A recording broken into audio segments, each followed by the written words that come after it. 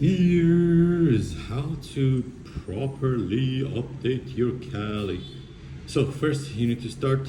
I'm using a MacBook Pro, so I run a UTM over here. The UTM is here it is. There we go. That's a UTM. So that's a virtual machine that you can run your Kali or other Linux system inside. So I just press play and it's gonna restart the Kali Linux for me. Hopefully it would start up nicely and that will update itself because it's auto update. Let's see if it's gonna load and open up. Sometime it doesn't and sometime it does. Sometimes it takes a little while for it to restart.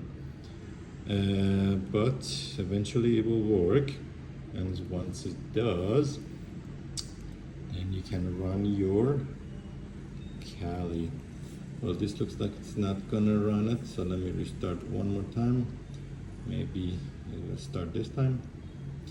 This is a small glitch that the UTM has. So every time you start a virtual machine in UTM inside of your Mac system or Mac operating system, this is the problem. Sometimes it starts, sometimes it doesn't. I was hoping the new updates will fix this, but obviously they have not. So let me see if this one starts. If it doesn't, I'm gonna restart this whole thing again. And this would be the problems we have with running Linux on a virtual machine on Mac OS systems. And I'm running the most advanced Mac, the operating system. Let me see which one I'm running right now. I am running the Tahoe 26.1 version on my MacBook Pro. Let me restart this whole UTM and maybe see the second time it will work. Let's click it again, and then I already downloaded it, so it goes over here in this area. And then let's start again and see if this works. Hopefully this time it will start and you can see the system popping up. Let's see. Is third time the charm? Hopefully. There you go. Yep. So I'm gonna log in with the Kali. So I'm just gonna do Kali, and then usually the password for every Kali Linux you start is Kali. So Kali and Kali,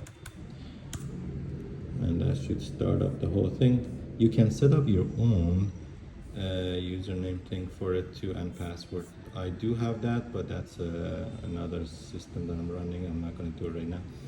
You can adjust the size now. Before it was a little bit harder to adjust the size of the thing, but you can make it as big as the whole page if you want, and it runs pretty smoothly.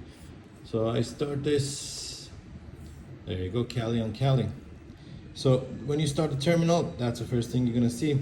So first you need to do the update. So we can do sudo apt update, and you put -y means yes. So it will ask you if you do sudo apt update. If you just do update, it will just ask you yes or no. Do you want to update this one? When I'm putting the y there, -y, that means I am ready to update. I'm okay, so I'm saying yes to it. It needs a passport for Kali. That would be another Kali, I guess. And that's that. So now you're gonna see the whole process of it gathering from the sources from Kali, and it's downloading it, and it will tell me what's the size. This one is like 48 megabyte size. This is 102 kilobyte. This is 34. You know, it just gives you the rough number. And it says there's 27 packages that can be upgraded. Run this. So what you do next is you do sudo. That's the operating power. So as a main user, apt, and you do upgrade, and then -y. So if you ask you want to do yes, so that's why it stands for. Push that, and then it's going to pop out like that. Then it's going through all of those, trying to download them, and then they're gonna have a little bar here in the bottom that is showing you download. Sometimes it doesn't.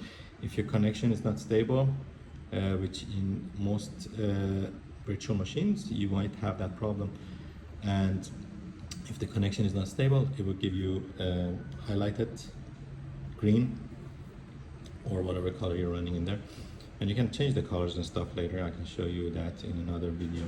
But this is kind of like a fun little short video I'm making right now to just show you how to update your system and upgrade the needed packages, because you see, there you go, failed to fetch because it probably has a problem with connection. So I can do two things. I can restart this whole Kali to do this, or I can try another version again. I can do sudo apt upgrade. I can do full upgrade. So I do full dash upgrade, and then yes, let's see if this one works. So this runs the whole thing again. It runs it, and now it looks like it's working. See, you can see the thing filling up down here, the progress bar. So this one worked. So sometimes if you get that error, you don't have to restart your system or check the connection. Sometimes you just need to do full upgrade, because some packages might need a full upgrade.